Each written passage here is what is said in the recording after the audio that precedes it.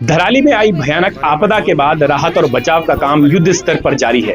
ITBP, सेना और SDRF द्वारा राहत और बचाव का काम किया जा रहा है। हालांकि भटवाड़ी से लेकर गंगनानी और धरासू तक कहीं सड़कें बंद हैं, तो कहीं सड़कें पूरी तरह से बह चुकी हैं, जिस वजह से राहत और बचाव कार्य के लिए फोर्स को पहुंचने में देरी का सामना करना पड़ रहा है। धरासू में जहां सड़क पर मलबा आ गया है, तो वहीं भटवाड़ी से आगे पूरी की पूरी सड़क ही धंस गई है।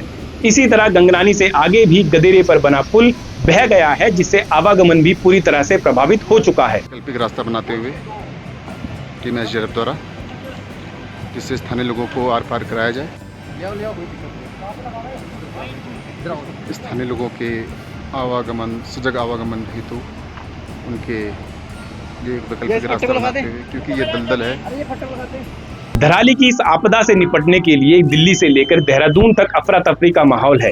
मुख्यमंत्री ने जहां धराली का हवाई निरीक्षण करते हुए प्रभावित क्षेत्र के लोगों से मुलाकात की, तो वहीं प्रधानमंत्री ने भी उत्तराखंड के सांसदों से दिल्ली में मुलाकात की।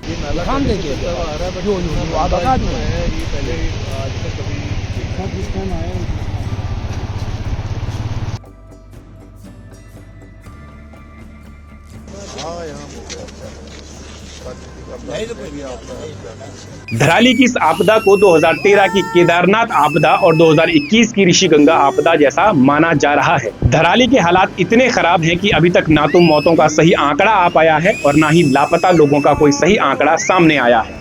फिलहाल 5 लोगों की मौत की पुष्टि हो चुकी है। प्रलय के वक्त धराली का बाजार लोगों से भरा हुआ था। वायरल होने वाले वीडियोस में अफरा तफरी में भागे हुए लोगों को मलबे में बहते हुए देखा जा सकता है। होटलों और दुकानों को ताश के पत्तों की तरह बिखरते हुए देखा गया है। ऐसे में अंदाजा यही है कि धराली की इस आपदा में कई दर्जन लोग प्रभावित हुए हैं। कई फीट ऊपर तक जमे मलबे को बचाव दल हटाने की कोशिश कर रहा है। न जाने मलबे के नीचे कितनी जानें दबी हुई होंगी। पहाड़ में बसा पूरा का पूरा धराली गाँव समतल हो चुका है, जिसे देखकर कोई भी अंदाजा नहीं लगा सकता है कि यहाँ पर बड़ी बड़ी इमारतें और भरा पूरा बाजार रहा होगा। वहीं धराली के अलावा हर्षिल के आर्मी कैंप को भी पत्थरों और बोल्डरों का आया एक बड़ा सैलाब बहा ले गया, जहां से करीब 10 सेना के जवान लापता हैं। इसी तरह धराली के अलावा उत्तरकाशी से गंगोत्री तक कई जगह मौसम ने अपना कहर बरपाया है। धराली के नजदीक पड़ने वाले सुक्की टॉप में भी बादल फटने से भारी तबाही हुई है। फिलहाल हम इस आपदा से संभलने की ही कोशिश कर रहे हैं, लेकिन धीरे धीरे जब स्थिति साफ होगी तो इस आपदा से हुए मौतों के आंकड़े हमें झकझोर कर रख देंगे। मौसम के अलर्ट के बावजूद प्रदेश की इस आपदा से निपटने की कितनी तैयारियां थी, उसका अंदाजा इसी बात से लगाया जा सकता है कि राहत और बचाव का काम कहां तक पहुंचा है। फिलहाल प्रशासन के आंकड़ों के अनुसार 150 से ज्यादा लोगों को सुरक्षित स्थान पर पहुंचाया गया है।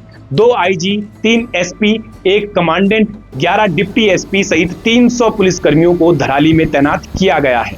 हर्षिल में घायल हुए आर्मी के 11 जवानों के साथ साथ धराली में घायल हुए लोगों को हेलीकॉप्टर के सहारे मातली तक लाया जा रहा है। वहीं दून हॉस्पिटल में 150 general bed, 50 ICU bed, coronation hospital में 80 जनरल बेड, 20 आईसीयू बेड और एम्स ऋषिकेश में 50 जनरल बेड और 20 आईसीयू बेड तैयार रखे गए हैं। इसके अलावा हर्षिल क्षेत्र में राहत कार्यों को तेज करने के लिए सेना ने अतिरिक्त कॉलम, ट्रैकर डॉग्स, ड्रोन और भारी मशीनें भेज दी हैं। सेना और वायुसेना के हेलीकॉप्टरों के जरिए जरूरी दवाइयां, राशन और अन्य आवश्यक सामग्री लगातार प्रभावित गांवों में पहुंचाई जा रही है। वहीं गंभीर स्थिति वाले ग्रामीणों को एयरलिफ्ट करके सुरक्षित स्थानों में लाया जा रहा है। तलाशी, बचाव और राहत कार्यों के लिए 225 से ज्यादा सेना के जवान लगाए गए हैं। इन सारी तैयारियों के बाद अब देखना यह है कि कब तक धराली और अन्य क्षेत्रों के हालात सामान्य हो पाएंगे। धराली से जुड़े इसी तरह के अपडेट्स हम आपको देते रहेंगे। आप सुनेगा उत्तराखंड को सब्सक्राइब कर लीजिए।